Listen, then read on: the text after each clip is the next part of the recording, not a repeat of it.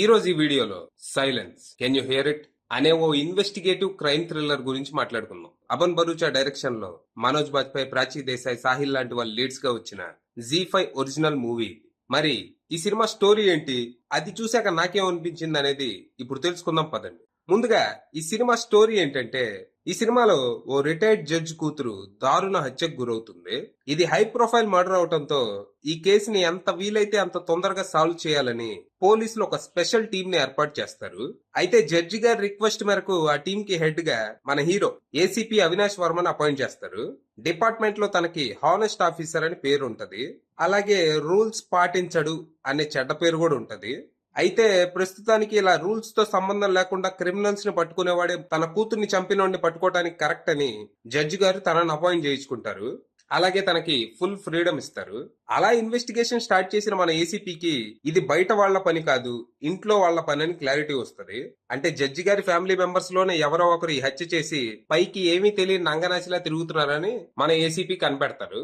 మరి ఈ హత్య చేసింది ఎవరు, ఎందుకు, కారణం ఏంటి, ఒకవేళ తను చూడకూడదేమన్నా చూసిందా, లేకపోతే వినకూడదేమన్నా విన్నదా, అది కాకపోతే ఆస్తి గొడవల, పర్సనల్ గొడవల, ఈ మిస్టరీని మన ఏసీపీ అవినాష్ ఎలా సాల్వ్ చేశాడు, ఇన్వెస్టిగేషన్ ఎలా సాగింది, ఈ ఇన్వెస్టిగేషన్ లో తను ఫేస్ చేసిన సవాళ్లేంటి, ఇలాంటివన్నీ మీరు సినిమా చూసి తెలుసుకోవాలి. ఇక ఈ సినిమా చూసాక నాకేమనిపించిందంటే, బాగుంది, నాకైతే నచ్చింది.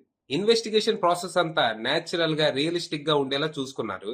అక్కడక్కడ కొన్ని సినిమాటిక్ లిబర్టీస్ తీసుకున్నారు, అయినా గానీ ఈ ప్రాసెస్ అంతా మంచి ఇంట్రెస్టింగ్ అనిపించింది.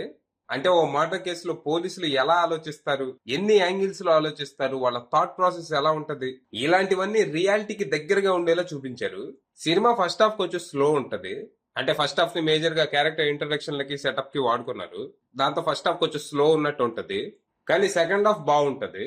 ఇన్వెస్టిగేషన్ పరుగులు పెడుతుంది. ఇక్కడ వచ్చే కొన్ని ట్విస్ట్స్ కూడా ఆకట్టుకుంటాయి. అలానే లాస్ట్ లో కిల్లర్ రివీల్ కూడా బాగుంది. క్లైమాక్స్ లో సస్పెక్ట్స్ అందరినీ ఓ రూమ్ లో కూర్చోబెట్టి ఎవరు చేశారు, ఎందుకు చేశారు అని రివీల్ చేసిన విధానం బాగుంది.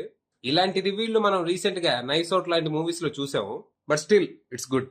ఓవరాల్ గా ఈ సినిమాలో ఉన్న పాజిటివ్స్ విషయానికి వస్తే, ఏసీపీ అవినాష్ గా Manoj Bajpai convincing performance, investigation process, అలాగే క్లైమాక్స్ ట్విస్ట్.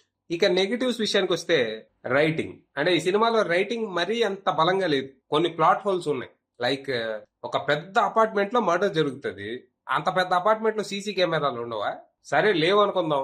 లేవన్నప్పుడు ఏదో ఒక రీజన్ చెప్పాలిగా. అంటే పెద్ద అపార్ట్మెంట్, పెద్ద పెద్ద వాళ్ళు ఉంటారు, ప్రైవసీ కోసం ఎవరు కెమెరాలు పెట్టుకోలేదంటే అయిపోయా. అది కూడా చెప్పలేదు.